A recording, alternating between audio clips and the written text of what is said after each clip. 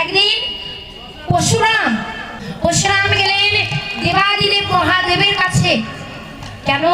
তিনি ক্ষত্রিয় নিক্ষত্রিয় করবার জন্য দেবাদিদেব মহাদেবের কাছে একটি অস্ত্র নিতে গেলেন। কোন ক্ষত্রিয়? বলেন জাগতিক জগতের ক্ষত্রিয় নয় বাবা, দেহের ক্ষত্রিয় নিক্ষত্রিয় করবার জন্য তিনি গেলেন একটি অস্ত্র নিতে। দেবাদিদেব মহাদেবের কাছে যখন গেলেন, দেবাদিদেব মহাদেব একটি অস্ত্র দিলেন, পশুপাত অস্ত্র। ওই পশুপাত অস্ত্র নিয়ে পরশুরাম হেঁটে হেঁটে চলে আসছে। কিছু দূর গিয়ে মনে মনে ভাবনা করছে, আমি যে অস্ত্রটা নিয়ে এলাম, এই অস্ত্রটা তো আমি চালাতে জানি না, আমি কেমন করে চালনা করব? যুদ্ধক্ষেত্রে আমি এই অস্ত্রটা কেমন ভাবে চালাবো? ঘুরে যাচ্ছে, আবার যেতে দেখছে দ্বারের দাঁড়ি হয়েছে কে? বাবা গণেশ। সেই গণেশকে গিয়ে যেই না বলেছে, গণেশ বলেছে না, অনুমতি ছাড়া ভিতরে প্রবেশ নিষেধ। তখন ওই পরশুরাম মনে মনে ভাবলেন, ব্যাপারটা কি হলো, কি মুশকিলে পড়লাম, আমি একটু আগে অস্ত্র নিয়ে গেলাম আর এখন অনুমতি ছাড়া যেতে দিচ্ছে না। কি করেছে?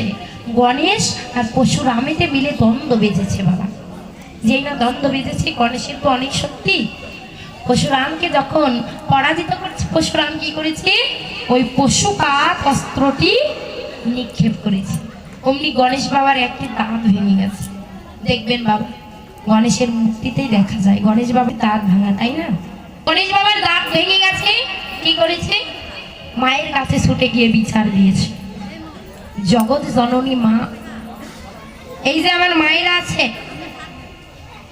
জগৎ জননী মা, সে কিনা রুদ্র রূপ ধারণ করেছে। মায়েদের মধ্যে কিন্তু সেই রূপগুলো আছে, শক্তিগুলো আছে।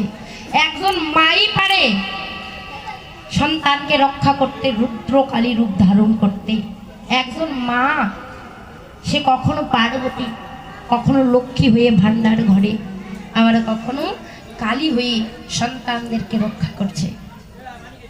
বাবা যখন রুদ্রকালী রূপ ধারণ করলেন, ধারণ করে যেই না অস্ত্র নিয়ে যাচ্ছে, এদিকে পরশুরাম কি করেছে? দেবাদিদেব মহাদেবের পিছনে গিয়ে লুকিয়েছে, চরণে আশ্রয় নিয়েছে। বাবা আমি এই অস্ত্র প্রশিক্ষণ দেব বলে তোমার কাছে এসেছি, কিন্তু গণেশ আমাকে ঢুকতে দিচ্ছিল না, জন্য দ্বন্দ্ব বেঁধে গেছে। ওদিকে মাতা পার্বতী এবার কালী রূপ ধারণ করে আমার কাছে ছুটে এসেছে, এবার আমি কোথায় যাব? দেবাদিদেব মহাদেব গিয়ে মা কালীকে বললেন, রাখো পার্বতী রাখো, এই জাগতিক জগতের সকলেই তোমার সন্তান, এক সন্তানকে রক্ষা করতে আরেক সন্তানের ক্ষতি করবে? তখন মা পার্বতী শান্ত হলেন। দেবাদিদেব মহাদেব তখন সুন্দর করে ওই পশুপাত অস্ত্রটি তাকে প্রশিক্ষণ দিলেন। তো বাবা সেই পশুপাত অস্ত্র না, বললেন জাগতিক জগতে আমাদের দেহটিও একটি পশুপাত অস্ত্রের মতো। গাড়ি চালক, যেজন গাড়ি চালাতে পারে সে তো চালাতেই পারে, আর যেজন চালাতে পারে না, যদি গাড়ি চালাতে যায় সে কি অ্যাক্সিডেন্ট করবে না? দাঁত ভাঙার ভয় আছে না বাবা?